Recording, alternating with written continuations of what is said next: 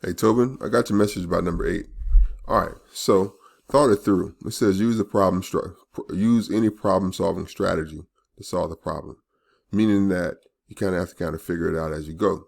So in this problem, it says the radius of the circle is given by this formula, and it says that A is an area of the circle, and the area is less than 200 meters squared, and the radius is a whole number. All right.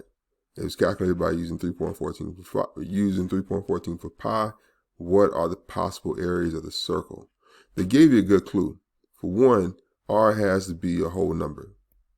In order for that to be a whole number, when you square root it, that means that the pi can't be there. Like, in order for that to be a whole number when you square root it, it can't be something like 10. Square root of 10 is not a whole number. So I couldn't get 10. I couldn't get 10 over pi either, because square root of 10 is not a whole number and pi is not a whole number. You get a decimal if you square root that. However, if you had, say, 9 pi divided by pi, the pi's would cancel here, and that would leave you with the square root of 9, which is a whole number, which is 3. So ultimately, if the area was 9 pi, it would work. That will give you a whole number for the radius. And 9 pi, if you plug into your calculator, 9 pi, that's about 21 point something, I suppose. I'm plugging my calculator now. 9 times pi is about 28.3. So that's less than 200, so it works.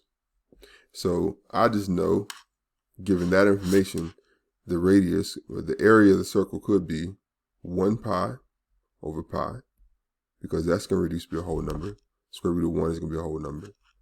And then you could say the square root of 4 pi over pi, because square root of 4 is a whole number, and the pi's cancel. So these are two answers. And you could have said next perfect square up is 9. So 9 pi over pi. You square root that, you're going to get 3. So this could be an answer. 16 pi over pi. So that means the area would be 16 pi. So right now my area could be 1 pi, 4 pi. This is area.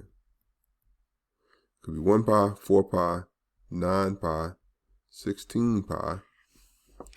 25 pi is good, because 25 times 3 is less than 200. So 25 pi over pi will work. So the area could be 25 pi. And then I just thought, well, how far could I go? So I took 200 and divided by pi to see the biggest it can get. And that's about 64. It's not 64, it's less than 64. So I know that the biggest this could be, 64 pi. So the biggest this could be, it has to be less than 64 pi. So I know I can go to 36 pi. I can go to 49 pi. The next perfect square up is 64 pi, which puts you above 200. So my possible areas are 1 pi, 4 pi, 9 pi, 16 pi, 25 pi, 36 pi, 49 pi. I think the answer choice called all the pi's 3.14 and they wrote those as decimals. But that's how that works. That's how they came up with those decimals they have for the answer in that problem. Hope that makes sense. But that was a good problem to think about. All right. Talk to you tomorrow. Take care. Bye.